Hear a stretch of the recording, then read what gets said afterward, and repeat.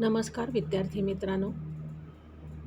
Standard 10th science and technology part second, page number 14, 15 and 16, chapter second, life processes in living organisms, part first. या ठिकाणी आपण दोनही माध्यमातून शिकणार आहोत. सजीवातील जीवन प्रक्रिया भाग दुसरा. आपण बघितलेलं आहे की श्वसन जे आहे, ह्या श्वसन म्हणजे ऊर्जामुक्ती आहे. Respiration means nothing but production of energy in the body because the food nutrients, carbohydrates and fats, they are transferred to they are conducted up to the each and every cell of the body by blood, and there inside the cell there is oxidation of food. That means combination of food with oxygen, and that oxygen is inhaled by the body into the lungs, and through lungs that oxygen goes to the alveoli, and from alveoli it is conducted up to the cell, and inside the cell there is oxidation, there is a combination chemical reaction where oxygen combines with glucose and energy is liberated.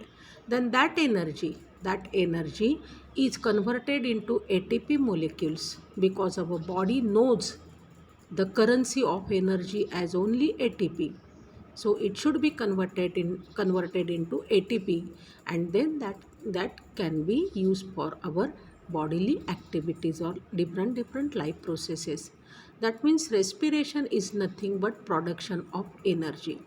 Now we will think in another, that means in another view we will see that energy production is performed in our body or performed in all the living organisms. There are two different kinds of energy liberation, and that is using oxygen or without using oxygen. If oxygen is used and energy is liberated by body from these nutrients, then that type of respiration is called as aerobic respiration. And if oxygen is not used, then that type of respiration is called as anaerobic respiration. Though oxygen is not used, energy is liberated. So that is anaerobic respiration.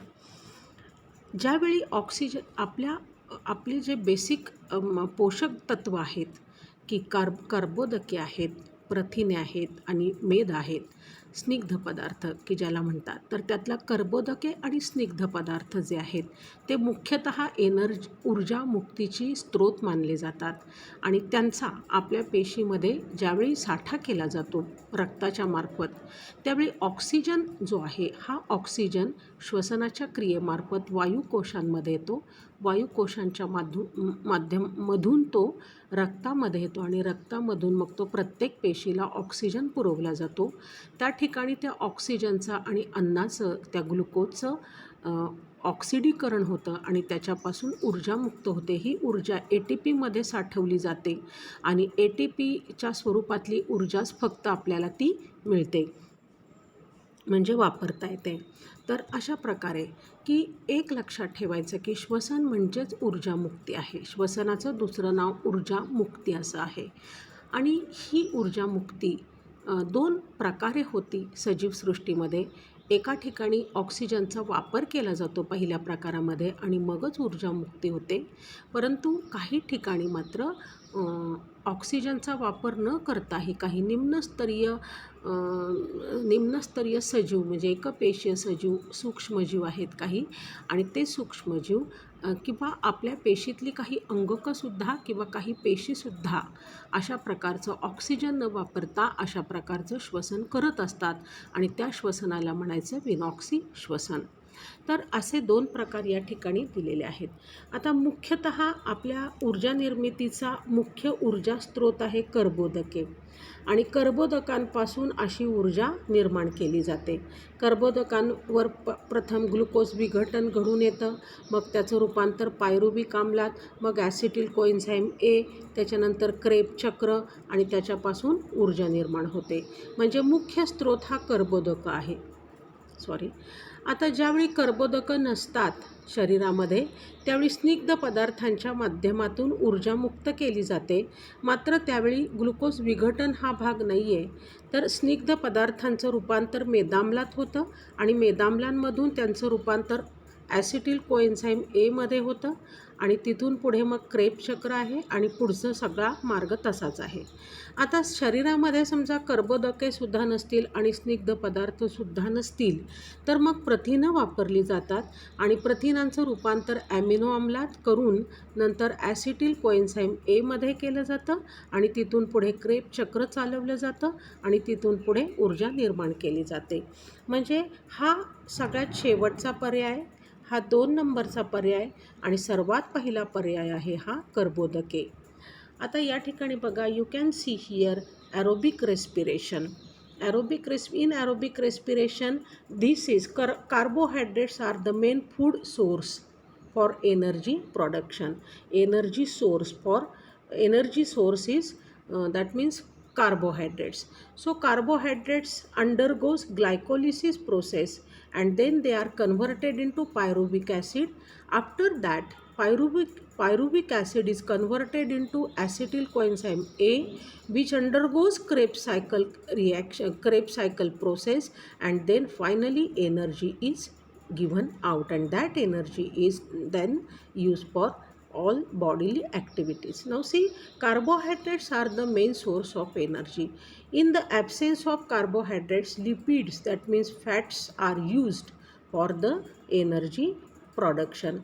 So lipids are converted into fatty acids and then they are converted into acetyl coenzyme A. Then that acetyl coenzyme undergoes Krebs cycle and then energy is produced. Now see, suppose carbohydrates are also absent and lipids are also absent, then proteins are used.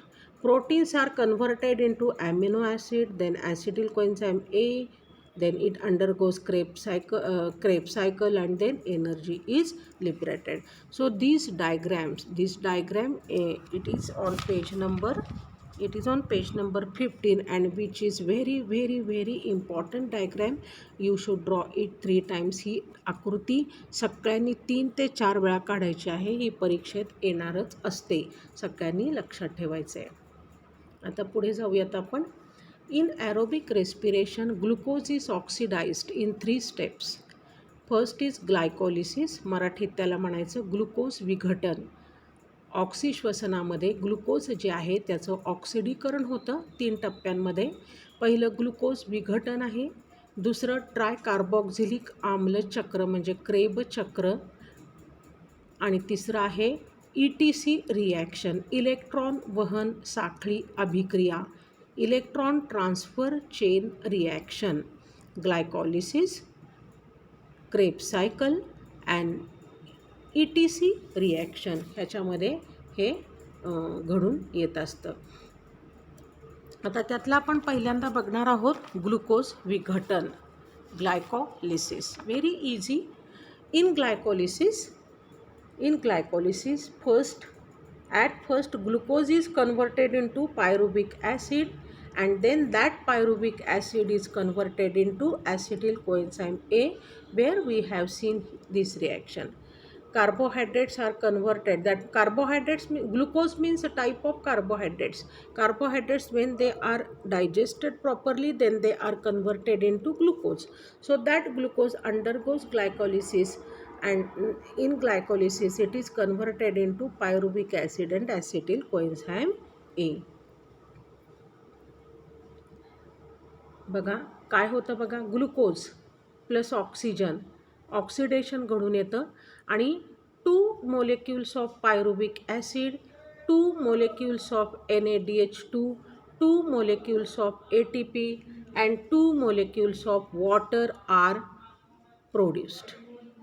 Then this pyruvic acid is converted into acetyl coenzyme A, then 2 NADH2 and 2 CO2 are formed. So in this reaction, NADH2, ATP are formed. NADH2 means what? NADH2 are also a type of enzymes which helps the reaction to accelerate.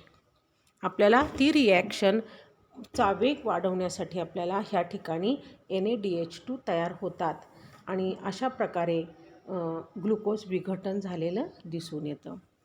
Now next is TCA cycle, tricarboxylic acid cycle, Krebs cycle. Both molecules of acetyl coenzyme A enter the mitochondria.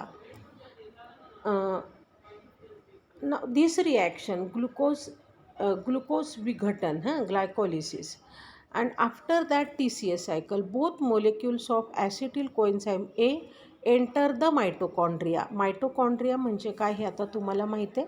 Mitochondria म्हणजे energy production करणारे ऑर्गॅनेल्स आहेत आपल्या बॉडीतले, की ज्याला मराठीत तंतुकणिका असं म्हणतात.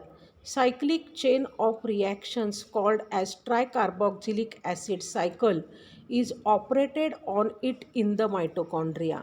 मायटोकॉन्ड्रियावर मायटोकॉन्ड्रियांमध्ये ॲसिटिल कोएन्झाईमवर अनेक प्रकारच्या रिॲक्शन्स होतात सायक्लिक पद्धतीनं. ॲसिटिल पार्ट जो आहे त्याचं कम्प्लिटली ऑक्सिडेशन होतं आणि मोलेक्युल्स तयार होतात. CO2, H2O, NADH2 आणि FADH2 ह्यांचे मोलेक्युल्स तयार होतात. Carbon dioxide, water, NADH2, FADH2 आणि ह्यालाच आपण म्हणतो TCA सायकल. म्हणजे TCA सायकलमध्ये ॲसिटिल कोएन्झाईम A जो आहे त्यातला ॲसिटिल जो ग्रुप आहे त्या ॲसिटिल ग्रुपचं कम्प्लिटली ऑक्सिडेशन होऊन हे घटक तयार होतात. ॲसिटिल कोएन्झाईम आता बघा मराठीत ट्रायकार्बॉक्झिलिक आम्लचक्र. ॲसिटिल कोएन्झाईम Aचे रेणू तंतुकणिकेमध्ये जातात. तेथे त्यावर ट्रायकार्बॉक्झिलिक आम्लचक्र, क्रेब चक्र ही चक्रीय अभिक्रिया राबवली जाते. या अभिक्रियेद्वारे ॲसिटिल कोएन्झाईम Aच्या रेणूतील ॲसिटिलचे पूर्णपणे ऑक्सिडीकरण केले जाते आणि त्याद्वारे CO2, H2O, NADH2, FADH2 आणि ATPचे रेणू मिळतात. ॲसिटिल कोएन्झाईम A त्याचं रूपांतर बघा कशात होतं आहे.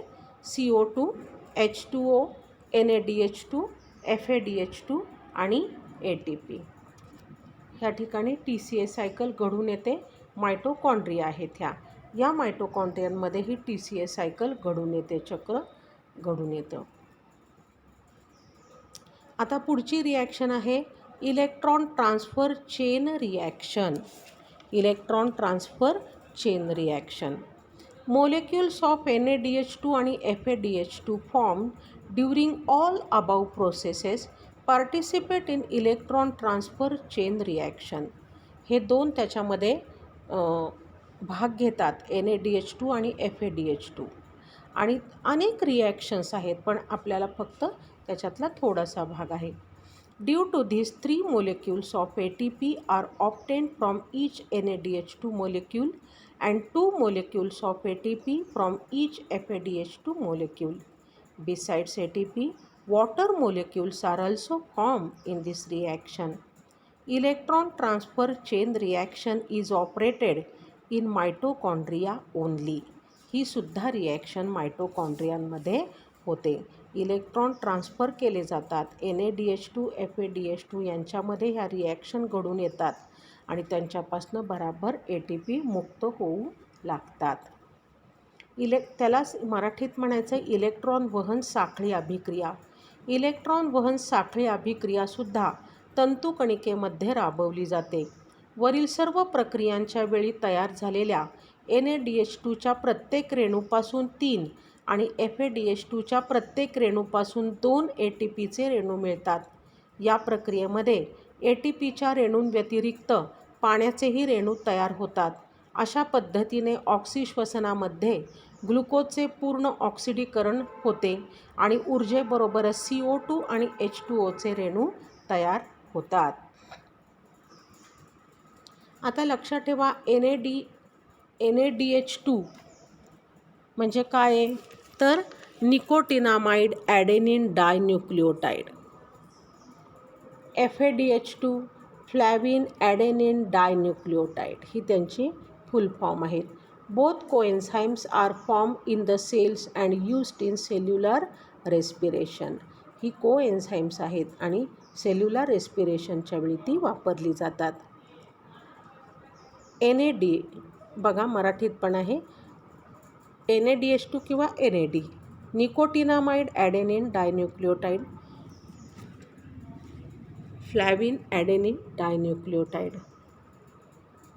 आता आपल्याला इथपर्यंत आपण थांबूयात आणि ह्याच्या पुढचा भाग पुढच्या व्हिडिओमध्ये करूयात.